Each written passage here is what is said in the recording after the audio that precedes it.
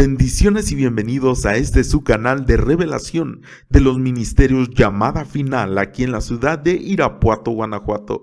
Quiero compartir contigo este pensamiento de la palabra que denomino de la higuera aprender la parábola. ¿Por qué es tan importante conocer las figuras, las sombras, las parábolas en este último tiempo?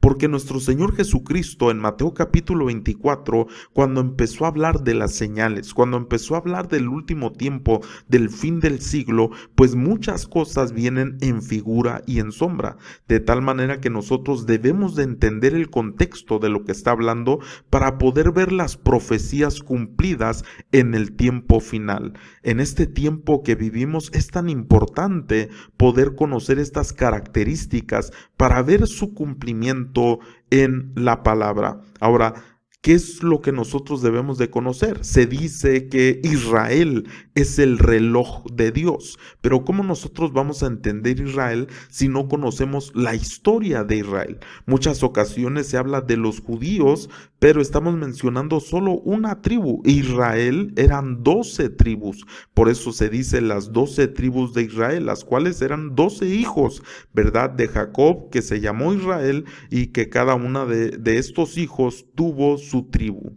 de tal manera que nosotros debemos de entender la historia para poder nosotros también percibir, ¿verdad?, las profecías y saber su cumplimiento en cada una de estas. Si Israel es un reloj de Dios y que en Israel se está cumpliendo la profecía, pues debemos de entender qué características nos está dando el Señor Jesucristo a través del olivo, de la higuera, de la vid y el cumplimiento para este tiempo. Así que vamos a iniciar viendo un poco de la historia. Primer libro de Crónicas, capítulo 5, verso 1 dice: los hijos de Rubén, primogénito de Israel, porque él era el primogénito, dice la escritura, mas como violó el hecho de su padre, sus derechos, oiga, sus derechos de primogenitura fueron dados a los hijos de José. Recordará usted que José fue el último de los hijos, ¿verdad? Uno de los últimos, dice hijo de Israel, y no fue contado por primogénito. Entonces, una de las primeras cosas que debemos de entender nosotros es que los derechos de primogenitura no se pasó al primer hijo de Israel, que fue Rubén, sino que se pasó a los hijos de José. Ahora, vamos a ver aquí donde nos explica esto en Génesis capítulo 48, verso 13, dice: y los tomó José a ambos, Efraín a su derecha y a la izquierda de Israel, y Manasés a su izquierda. Entonces nosotros vemos aquí a la derecha de Israel y los acercó a él.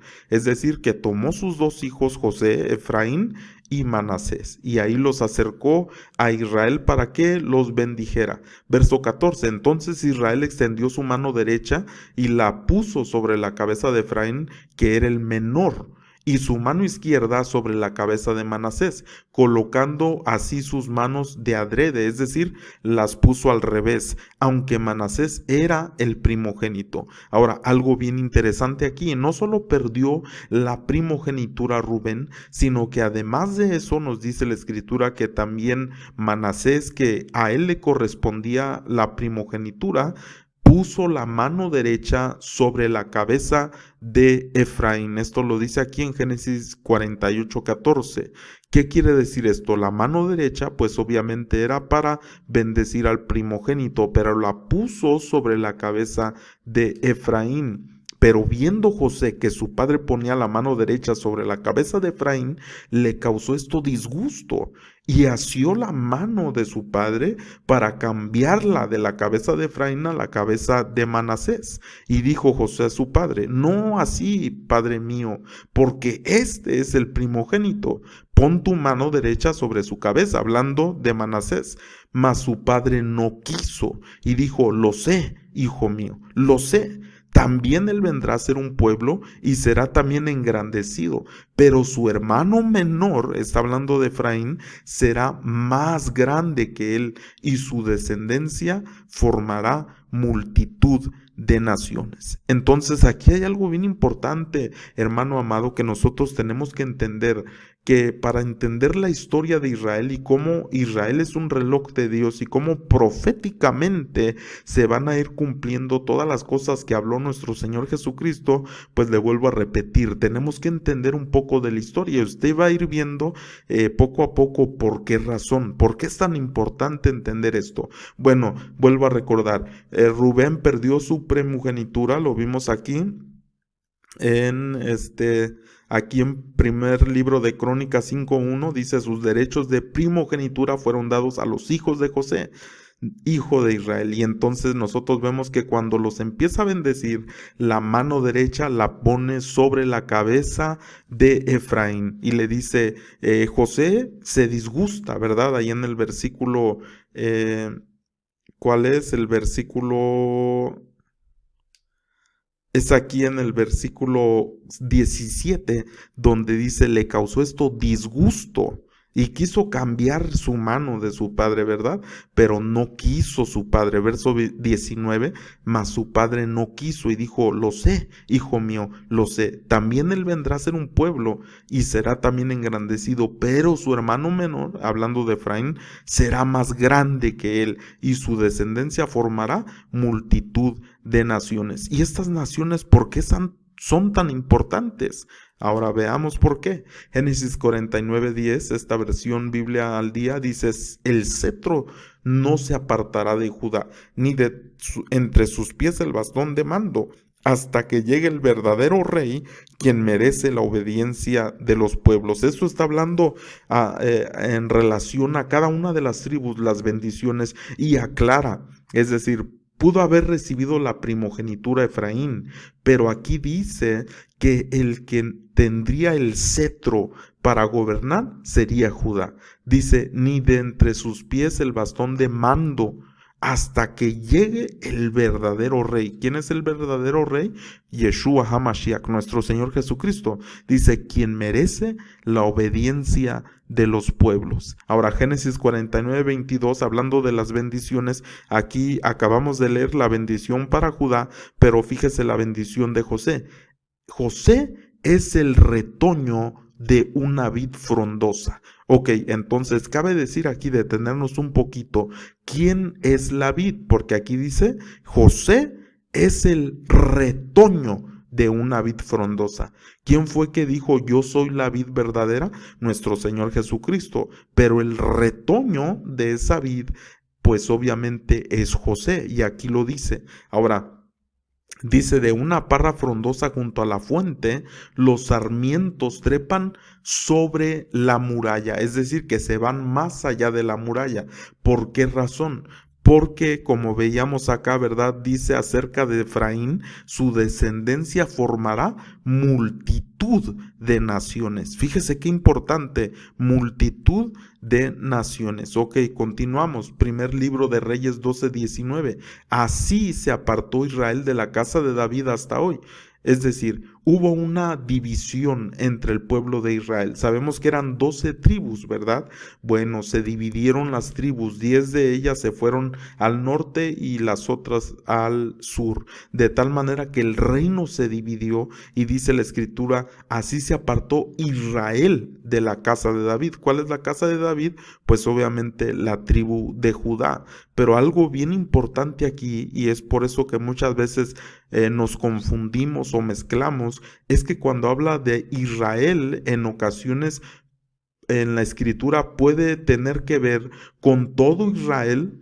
Puede ser que está hablando específicamente de la casa de Efraín, es decir, de aquellos que iban con Efraín, o muchas ocasiones, le vuelvo a repetir, puede hablar de todo Israel, de todos juntos, es decir, las 12 tribus, pero por eso hay que leer el contexto para ver realmente de qué está hablando. Y dice el verso 20, y aconteció que oyendo todo Israel a Jeroboam había vuelto, enviaron a llamarle a la congregación y le hicieron rey sobre todo Israel, sin quedar tribu alguno a que siguiese, y fíjese aquí como dice, la casa de David, sino solo la tribu de Judá. Y aquí vemos la división, es decir, que rey sobre todo Israel, pero se está refiriendo a las tribus que se apartaron. Se apartaron todas las tribus y aquí hubo una división del reino, de tal manera que unos se fueron al norte y unos al sur. Y ahorita vamos a entender un poquito más eso. Isaías 7:9 dice, Samaria es la capital ¿de quién? De Efraín, de tal manera que usted se recordará, ¿verdad? Los judíos de dónde vienen, de Judá, de la casa de David, y los samaritanos de la casa de Efraín, ¿verdad? O de todo Israel, el demás pueblo que se apartó de la casa de David, como lo dice aquí en este primer libro de Reyes 12:19, de tal manera que cuando viene el Señor Jesucristo, ¿verdad? Por eso no se llevaban los samaritanos con los judíos. ¿Por qué razón? Porque estaba dividido, había un pueblo dividido. Por eso aquí dice, Samaria es la capital de Efraín. Dice el hijo de Romelia, dice, es solo jefe de Samaria. Pues bien, dentro de 5 o 6 años Efraín será destruido, dejará de ser un pueblo, pero si ustedes no creen, dice, no permanecerán. De tal manera, hermano amado, que vemos aquí unas profecías tremendas, hermano, que se habla sobre el pueblo de Israel, que fue al norte, obviamente, y también hay profecías que hablan sobre Judá, que fue el reino del sur. De tal manera que por eso es importante conocer estas cosas históricas para poder entender cuando se da una profecía sobre Efraín, cuando se da una profecía sobre Judá, cuando se da una profecía sobre la casa de Israel, y saber específicamente a quién se está refiriendo. Le vuelvo a repetir, en ocasiones se puede referir a todo Israel, en ocasiones se puede referir a la casa de Efraín o se puede referir a otra cosa, pero es bien importante leer el contexto. Ahora, aquí vemos un pequeño mapa, ¿verdad? Dice reino de Israel acá en la parte azul y aquí abajo reino de Judá, porque le vuelvo a repetir, estaban los reinos divididos, estaban divididos. Aquí una vez más vemos, recuerde que aquí decía en esta porción en Isaías 7:9, Samaria es la capital de Efraín, es decir, que el reino de Israel, ¿verdad? Su capital era Samaria. Y la capital obviamente del reino de Judá pues era Jerusalén, de tal manera que había contiendas entre ellos. Y en la misma escritura nosotros vemos cómo había peleas entre el reino del norte y el reino del sur, de tal manera que Dios profetizó diferentes cosas sobre el reino del norte y otras sobre el reino de Judá o el reino del sur. Pero recuérdese que decía la profecía en Génesis, ¿verdad? No se va a apartar el cetro de mando de Judá, de la casa de David. Y del reino de Israel, recuérdese que dijo, van a ser dispersos por toda la tierra. Y esa es una palabra tremenda para que se cumpliera lo que se le dijo a este Efraín, que sería padre, ¿verdad?, de muchas naciones. Pero también, hermano, como se le dijo la bendición a José, él es el retoño de la viña, y dice que ese retoño se remontaba hasta más allá de los muros, dice una versión. De tal manera que en Oseas 7:8 dice, Efraín se ha mezclado con los demás pueblos, es decir, fue dispersado entre los demás pueblos. Efraín fue torta no volteada, devoraron extraños su fuerza y él no lo supo, y aún canas le han cubierto y él no lo supo. Fíjese qué importante, Efraín se ha mezclado con los demás pueblos, de tal manera que la escritura nos enseña, ¿verdad?, que Efraín pues obviamente fue dispersado, no solamente en la tierra de Israel, no solamente en esa región, sino fue hasta los confines de la tierra, para hacerse cumplir la palabra que él sería el padre, o de que él vendrían muchas naciones. Por eso en Oseas 8:8 dice, devorado será Israel. Y aquí se refiere específicamente a Efraín. Pronto será, ¿qué dice? Entre las naciones, como vasija que no se estima. De tal manera que Efraín pues fue llevado a todos lugares. Por eso la escritura dice esto en Oseas 1:9, y dijo Dios, pone por nombre lo a mí, porque vosotros no sois mi pueblo, ni yo seré vuestro Dios. Está hablando de Efraín. Con todo, será el número de los hijos de Israel como la arena del mar. Está hablando de Efraín. Dice que no se puede medir ni contar. Y en el lugar de donde les fue dicho, vosotros no sois pueblo mío, les será dicho, sois hijos del Dios viviente. Y se congregarán, ¿quién más? Los hijos de Judá y de Israel, hablando de Efraín, y nombrarán un solo jefe, y subirán de la tierra, porque el día de Jezreel será grande. Aquí está.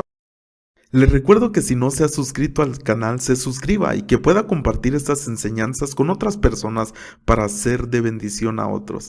Bueno, vamos a continuar. Nos damos cuenta entonces de que Efraín, ¿verdad?, fue desterrado por toda la tierra, igual que muchos judíos también, pero sobre todo la casa de Efraín, para que se cumpliera esa palabra que decía que de él saldrían, ¿verdad?, muchas naciones. De tal manera que por eso cuando dice aquí con todos será el número de los hijos de Israel, hablando de Efraín, dice como la arena del mar, que no se puede medir ni contar. Y el lugar donde les fue dicho, vosotros no sois mi pueblo, les será dicho, sois hijos del Dios viviente. Y muchas veces nosotros aplicamos esto para toda la gente, ¿verdad?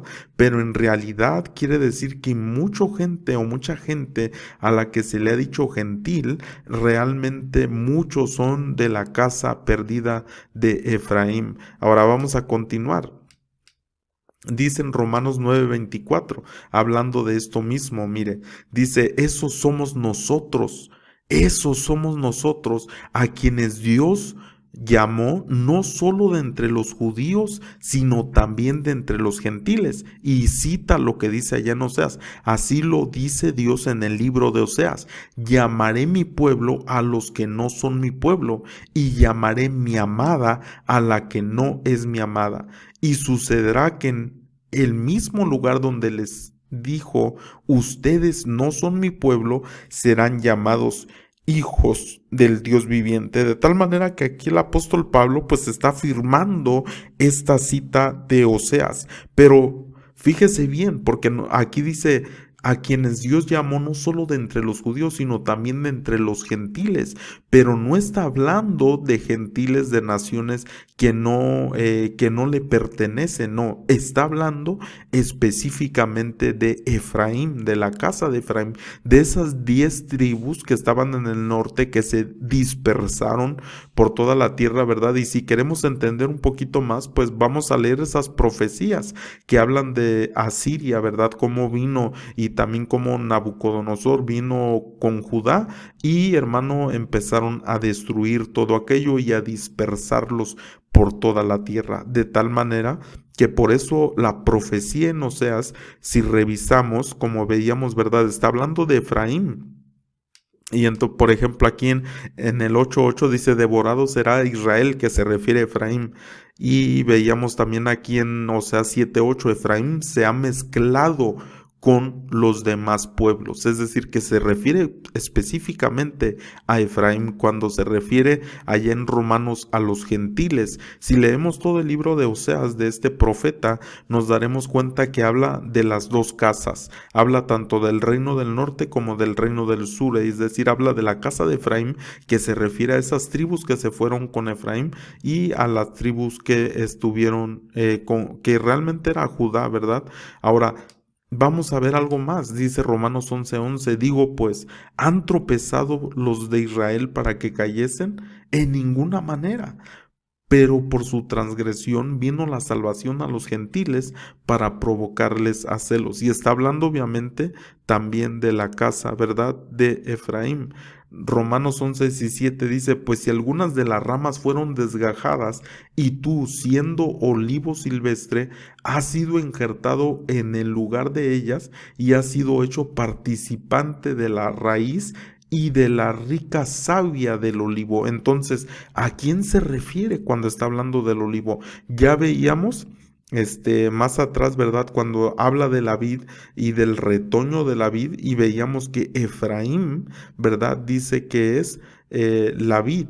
Entonces aquí hablando del olivo se refiere al pueblo de Israel. Ahora, ¿por qué es bien importante esto? Le vuelvo a repetir, es importante conocer la historia para saber quién es el olivo, quién es la viña, quién es la higuera y poder entender las profecías que están dadas tanto mencionando el olivo como mencionando la viña como mencionando la higuera, de tal manera que aquí vemos claramente que cuando está hablando del olivo se refiere al pueblo de Israel como en su totalidad, es decir, incluyendo todas las tribus y obviamente todos los pueblos y naciones que fuimos, hermano amado, rescatados de parte de Dios. Por eso dice que las ramas que fueron desgajadas, dice, tú siendo olivo silvestre, dice, has sido injertado en el lugar de ellas y has sido hecho participante de la raíz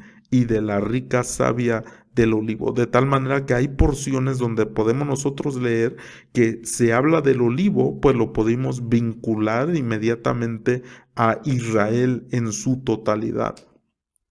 Pero ahora hay algo bien importante también de conocer. Por ejemplo, esto es algo que nos enseñaron allí en la Universidad Hebrea de Jerusalén y en el Instituto de Israel cuando estuve estudiando hay algún tiempo, ¿verdad?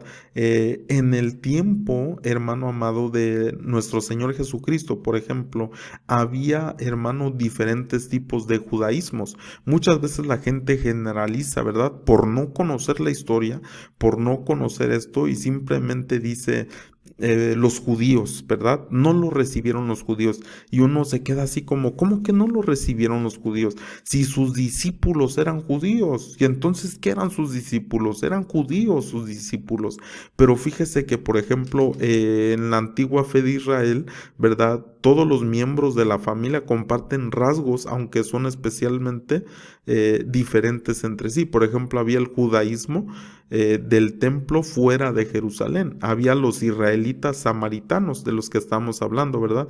El judaísmo helenístico, había el judaísmo de Jesús, el judaísmo saduceo, el judaísmo fariseo, el judaísmo herodiano, el judaísmo militante, ¿verdad? Recuérdese que había unos que querían hacer revueltas, el judaísmo de los esenios, ¿verdad? De Qumran, donde se encontraron los rollos, y obviamente también el otro que se conocía como pueblo de la tierra, los judaísmos que eran desconocidos, pero había muchos tipos de judaísmos, de tal manera que no podemos generalizar y decir los judíos, no, o sea, ¿de qué estamos hablando? ¿De qué judíos estamos hablando?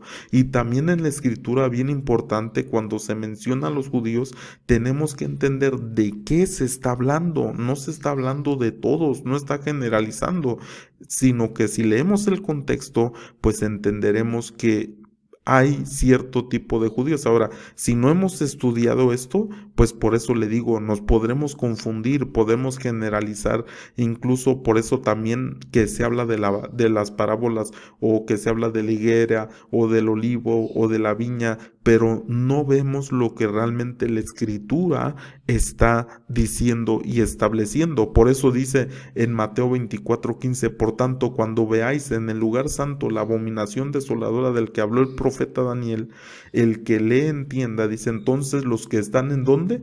En Judea. No dice abiertamente los que están en todo Israel o los que están en Jerusalén o los que están en Samaria, no, específicamente dice de Judea. ¿Por qué dice de Judea? Porque está hablando de los judíos, está hablando de donde habrá un templo, por eso dice la abominación, ¿en dónde? En el lugar santo. Ahora, yo le pregunto ahora, cuando se habla mucho de las profecías, ¿habrá un lugar santo en este tiempo donde se pueda ver esa abominación desoladora del que habló el profeta Daniel? Entonces nosotros, ¿cómo podemos decir que esta profecía se va a cumplir si ni siquiera hay un templo donde haya un atrio, donde haya un lugar santo y un lugar santísimo? ¿Cómo nosotros vamos a ver que se cumple esa profecía si no está? ¿Y dónde es que tiene que estar? ¿O quiénes son los que van a estar funcionando ahí? Pues dice entonces los que están en Judea. Es decir, está hablando de un tipo de judaísmo que va a estar funcionando en ese tiempo para que esto pueda pueda ocurrir. Mateo 24:32 es donde dice, ¿verdad? De la higuera aprended la parábola. Cuando ya su rama esté tierna y brotan las hojas, sabéis que el verano está cerca. Ahora, hay algo bien importante aquí de entender. No está hablando de que la higuera aprende de la higuera, no. Dice, de la higuera aprende la parábola. La parábola. Entonces nosotros tenemos que entender cuando habla de la higuera, ¿de qué está hablando? Yo he oído muchas personas que dicen, no, es que la higuera se refiere a Israel. Pero no, ya vimos, hermano, en versículos anteriores, que cuando habla del olivo se refiere a Israel. Cuando habla de la viña se refiere a Efraín, lo que veíamos, ¿verdad? Y voy a regresar, ¿verdad? Para poderlo leer, para poder dar la cita ahorita que estamos tocando esta cita en específico y ver que realmente, ¿verdad? Nosotros tenemos que entender cada una de estas cosas para poder saber que es algo específico. Por ejemplo, aquí veíamos esta cita donde dice, José es el retoño de una vid frondosa, pero se está refiriendo específicamente porque quien recibió la primogenitura, pues fue Efraín, de tal manera que Efraín por eso se refiere a esos sarmientos que trepan sobre la muralla. Y entonces vemos que eh, cuando habla de Israel, veíamos acá en Romanos, ¿verdad? 11:17, dice participante de la raíz y de la rica savia del olivo. Y está hablando de Israel, por eso en el verso 11 dice, han tropezado los de Israel. Está hablando de Israel y esto viene en el verso 17, de tal manera que nosotros debemos de entender a quién se refiere cuando está hablando del olivo, cuando está hablando de la viña y cuando está hablando de la higuera. Y de la higuera, una de las cosas que ya vimos aquí en el verso 15 es que se refiere a Judea. Entonces los que están en Judea, ¿quién está en Judea? Los judíos, se llama Judea por Judá. Entonces dice, de la higuera aprended, ¿verdad? Esta parábola.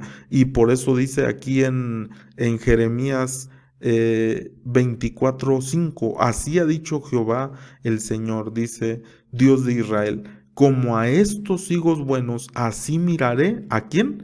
A los transportados de Judá, a los cuales eché de este lugar, a la tierra de los caldeos, para bien. Y porque está hablando de una profecía, de algo, de un cumplimiento, ¿verdad? Pero estamos tomando simplemente la referencia para ver que dice, como a estos higos, así miraré a los transportados de Judá. De tal manera que ya vemos que cuando está hablando de la higuera, está hablando de Judá, del judaísmo, y está hablando de un cierto de judaísmo, no de todos los judíos.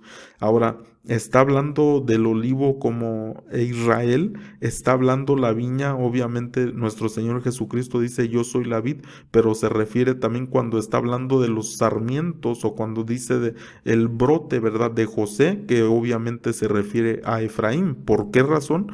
Pues porque de él es que viene esa bendición que ya vimos, ¿verdad? Y vuelvo a regresar para ver esa cita donde dice aquí, dice, pero su hermano menor, en Génesis 48:19, será más grande que él y su descendencia formará multitud de naciones. Por eso es que se habla esto específicamente, ¿verdad?, de Efraín.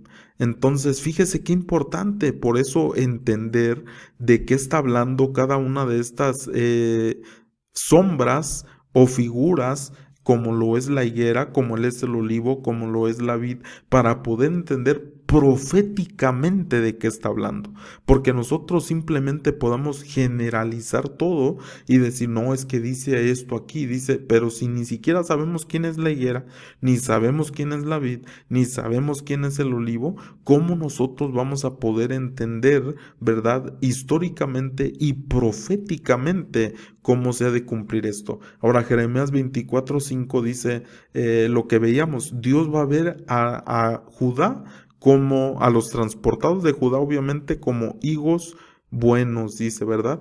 Ezequiel 37:19, algo interesante, dice, diles, así ha dicho el Señor, aquí yo tomo el palo de José que está en la mano de Efraín, Por eso le digo, el palo de José, el cetro, está en la mano de Efraín, y las tribus de Israel sus compañeros, y los pondré con el palo de Judá, y los haré un solo palo, y serán uno en mi mano. ¿Qué es lo que dice la escritura? Haré de los dos un mismo pueblo. Haré de los dos, ya no serán dos, serán uno. Pero ¿a qué se refiere? Nosotros lo vemos como los gentiles, simplemente pueblos, ¿verdad? Pero se refiere a descendencia de Efraín. Los tomaré en mi mano, dice, a ellos y a los de Judá, porque se dividieron, pero ahora los haré uno solo, dice, y los pondré con el palo de Judá y los haré un solo palo, es decir, un cetro, y serán uno en mi mano. Y qué importante entender esta palabra profética y su cumplimiento en la palabra del Señor. De tal manera que dice en Ezequiel capítulo 37, verso 21, y les dirás, así ha dicho el Señor, he aquí yo tomo a los hijos de Israel de entre las naciones a las cuales fueron, y los recogeré, dice, de todas partes, y los traeré a su tierra, y los haré una nación en la tierra, en los montes de Israel, y un rey será a todos ellos por rey, y nunca más serán dos naciones, ni nunca más serán divididos en dos reinos. De tal manera que vemos una profecía hermosa también, donde específicamente también si vemos esta lectura, ¿verdad? Donde habla de los huesos secos, pues se refiere específicamente, ¿verdad? Al pueblo de Israel. Pero hay que entender que está hablando en parte de la casa de Efraín, es decir, del reino del norte y del reino del sur también. Y aquí una palabra de las que está diciendo es que los va a recoger, dice, de entre las naciones a las cuales fueron, y los recogeré, dice, de todas partes, y los traeré a su tierra. Y los haré una nación en la tierra, en los montes de Israel, y un rey será a todos ellos por rey. Nosotros podríamos pensar, bueno, tal vez esto es cuando ya fue declarado Israel como una nación, pero fíjese que está hablando proféticamente, recuérdese. ¿De qué está hablando? Porque podemos confundirnos, hermano, bien fácil y simplemente tratar de interpretar. Estamos en el versículo 21 de Ezequiel. Fíjese bien, está hablando en el versículo 22 y dice, los haré una nación en la tierra, en los montes de Israel, y un rey será a todos ellos por rey, y nunca más serán dos naciones, ni nunca más serán divididos en dos reinos. ¿Qué sigue diciendo? Versículo 24 dice, mi siervo David, es decir, aquí especifica quién va a ser ese rey. Mi siervo David será rey sobre ellos, y todos ellos tendrán un solo pastor, y andarán en mis preceptos y mis estatutos guardarán, y los pondrán por obra. Y nosotros podemos decir, ay, ¿cómo es esto que David será rey sobre ellos? ¿Por qué está diciendo esto el profeta Ezequiel? Pues está hablando específicamente del reino de Yeshua HaMashiach, cuando viene como rey, cuando viene ahora sí a unir a todo su pueblo Israel. Por eso la escritura dice, y después de esto, todo Israel será salvo. Fíjese qué importante entender todo esto, porque si no conocemos la historia, pues hacemos diferentes interpretaciones, ¿verdad? Y nosotros decimos que esto es esto y que aquello es aquello, pero hay que conocer historia. Más que nada, esto es un estudio para poder entender realmente las figuras, las sombras, la historia, poder descifrar realmente cuando se está hablando de una profecía, saber de qué está hablando, porque simplemente muchas veces, y lo que pasa en este tiempo es que se interpreta como cada quien quiere, pero qué importante que la escritura se interprete sola por los mismos versículos que están hablando y que son clarísimos. Simplemente lo que se requiere es leer, es escudriñar lo que está escrito para poder entender. Por eso bien importante, vuelvo a recordar, desde un principio dice la escritura que Rubén, ¿verdad? Lo que estábamos leyendo, perdió la primogenitura. ¿Quién la recibe? José, ¿verdad? No José, sino los hijos de José, como dice ahí en esa porción. Y vuelvo a recordar solamente como un resumen, porque sé que es un poco larga este estudio, pero para poder entender, hermano, por eso estas figuras y estas sombras. Nosotros queremos entender el Apocalipsis, queremos entender Daniel, queremos entender Ezequiel, queremos entender los libros proféticos, pero si no conocemos la historia, nosotros no vamos a poder entender realmente de qué está hablando. ¿Por qué? Porque le vuelvo a repetir, como se ha dicho, Israel es un reloj de Dios, sí, pero hay que conocer el reloj. Hay que conocer Israel, hay que conocer cómo se fue dando todo para que cuando se habla de cierta cosa, proféticamente nosotros poder identificar a qué se refiere. Y vuelvo a repetir aquí en el primer libro de Crónicas 5:1, ¿verdad? Dice los hijos de Rubén, primogénito de Israel, porque él era primogénito, dice, mas como violó el hecho de su padre, sus derechos de primogenitura, dice, fueron dados a los hijos de José, hijo de Israel. Y él no fue contado, le vuelvo a repetir, por primogénito. Y volvemos a leer, ¿verdad? Donde dice que aquí que asió la mano de su padre para cambiarla, José, cuando vio que la había puesto sobre la cabeza de Efraín, y le disgustó, ¿verdad? Mucho a José esta acción, pero le dijo a Israel, ¿verdad? Tu hermano menor será más grande que él, su hermano menor será más grande que él y su descendencia formará multitud de naciones, de tal manera que pasa la primogenitura a alguien que ni siquiera se supone que era. Y se refiere a Efraín. ¿Por qué? Porque de él formaría multitud de naciones. Pero también especifica la escritura y dice que de Judá no se va a apartar el bastón de mando.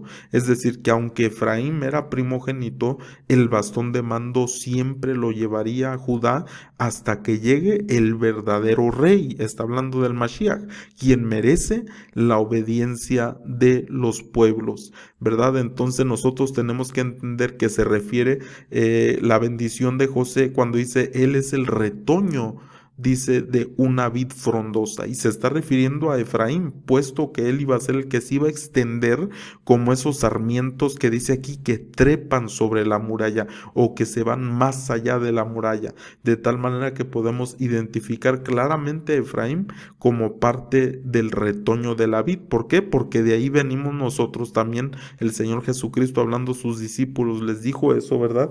Hablando específicamente sobre aquellos que fuimos añadidos o que estamos creciendo en una especie de que fuimos vistos como gentiles. Y vemos que hubo esa división, ¿verdad? Se apartó Israel de la casa de David hasta hoy. Y vemos que se dividió el reino, ¿verdad? Samaria es la capital de Efraín, Isaías 7:9. Vemos el reino dividido para poder entender cuando habla la escritura sobre estas profecías que dice, oiga bien la casa de Israel o oiga la casa de Judá. Y nosotros, si no estudiamos, vamos a decir, ¿por qué está hablando así? Bueno, pues porque hubo una división entre el pueblo. Y todo esto obviamente tenía un propósito, ¿verdad? Oseas 7:8 vuelve a recalcar, Efraín se ha mezclado con los demás pueblos, de tal manera que Dios permitió esto para que hubiera la vida de las otras naciones en Efraín, ¿verdad? Se cumpliera lo que dice aquí, ¿verdad? Donde dice, ponlenlo a mí, porque vosotros no sois mi pueblo, se les dijo, ¿verdad? Y si leemos en verdad toda esta profecía, nos damos cuenta cómo Dios se molestó tanto con Efraín y con Judá también, ¿verdad? Pero todo tenía un propósito. Y por eso en el verso 11 dice, y se congregarán los hijos de Judá y de Israel, es decir, de Efraín, y nombrarán un solo jefe y subirán de la tierra, que se refiere al tiempo cuando viene el Mashiach, nuestro Señor Jesucristo. Y por eso aquí en Romanos nos explica que eso somos nosotros. En Romanos 9:24 dice, esos somos nosotros. Dice, a quienes Dios llamó no solo de entre los judíos, sino también de entre los gentiles. Y cita ahí a Oseas, las citas que estábamos viendo, dice, así lo dice Dios en el libro de Oseas, llamaré a mi pueblo a los que no son mi pueblo, pero no porque no eran, sino porque fueron dispersados entre las naciones y se cumplió esa palabra de Efraín. Y nos recalca la escritura, dice que tropezó Israel, pero no para quedarse caídos, ¿verdad?